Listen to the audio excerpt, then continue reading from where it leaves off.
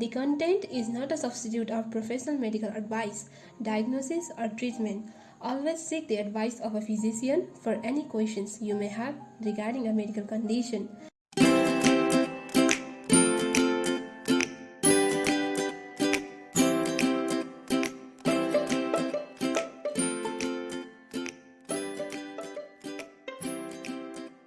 Hello and Namaste. It's me, Bipana Gurung. And it's me, Garima Rijal. First of all, I would like to welcome you all to yet another episode of our podcast, brought to you by Creative Callosum Nepal. In this program, we will be discussing various diseases that we have encountered during our clinical posting.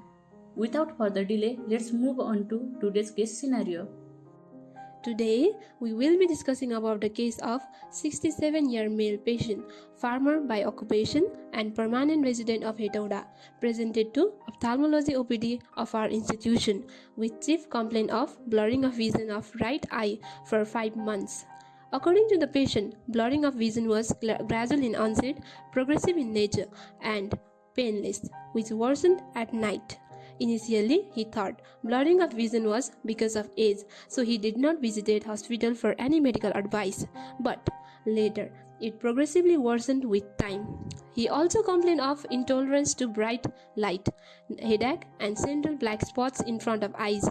There was no history of colored halos, nausea, vomiting, lacrimation, no past history of diabetes, hypertension, thyroid disorders, and malignancy. So, based on this information, what might be the possible diagnosis? As you mentioned, patient has complained for symptoms like gradual blurring of vision in right eye, intolerance to bright light, and black spots in front of eye. Considering these symptoms, this could be the case of pterygium involving the pupillary area. Pterygium is very common in elderly farmers of our country, and it is one of the common problems for which people visit ophthalmology OPD in our setting.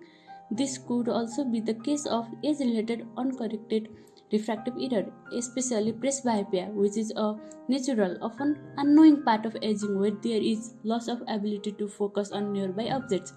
Another commonly encountered age-related disease is senile cataract, which also present with similar symptoms. Do you wanna add any other differentials, Bipana? Yes, age-related macular degeneration and retinopathy are other important differentials. Retinopathies of eye, like diabetic retinopathy and hypertensive retinopathy, is also a leading cause of gradual vision loss. But as already mentioned, there is no past history of diabetes and hypertension, so these diseases are less likely to be the culprit in this case. So, can you share the ocular examination finding of this case, Garima? Sure. In ocular examination, visual acuity was found to be 6/36 in right eye and 6/24 in left eye, which reading glasses were advised, but despite use of glasses, his vision did not improve significantly. Cornea was transparent, shiny, with smooth surface. No fold of conjunctiva encroaching corneal was seen. Lens was normal in position and grayish-white in color. Lid, conjunctiva, iris, sclera, pupil are found to be normal. So based on the general ocular examination, it is more likely to be a lens pathology. What other investigation will you perform to rule out other diseases, Bipana? Investigations like oblique illumination examination, iris shadow test, slit lamp examination, and distant direct ophthalmoscopy can be done. Here, I have the results of this test, which goes like this. Oblique illumination test showed crescentic shadow of pupillary margin of iris on the grayish opacity of the lens.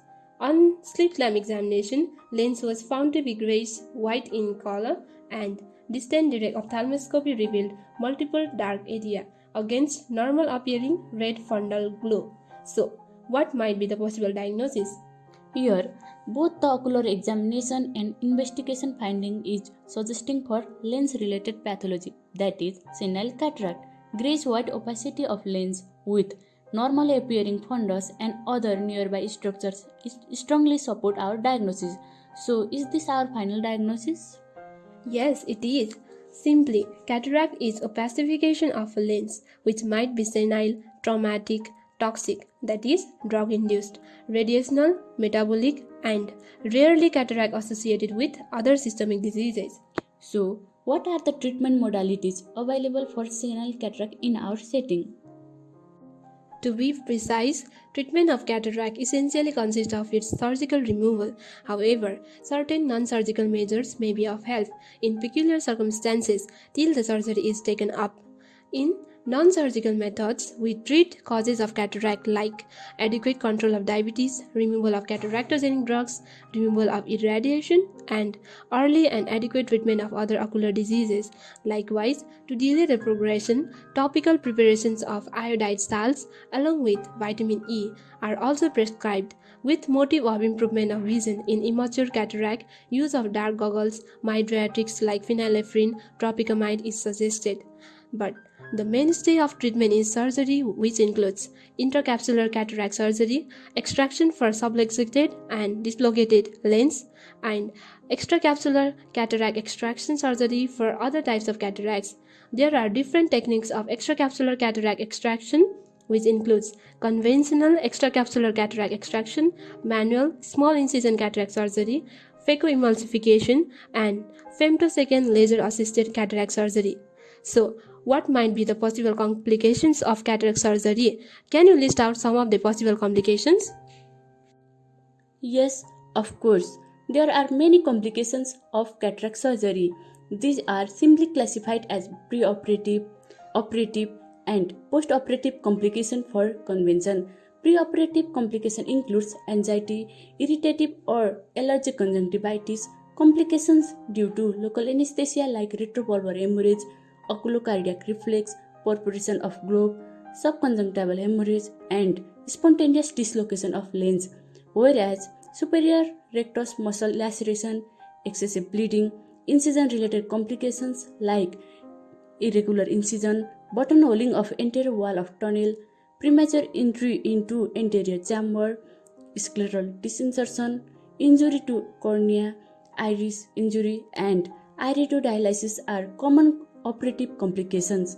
Similarly, post-operative complications are hyphema, iris prolapse, striate keratopathy, post-operative anterior uveitis, cystoid macular edema, and secondary cataract. In this episode, we discussed about the case of senile cataract. Thank you for listening patiently. Don't forget to like, comment, share and subscribe. We will be back with another episode. Until then, have a good time.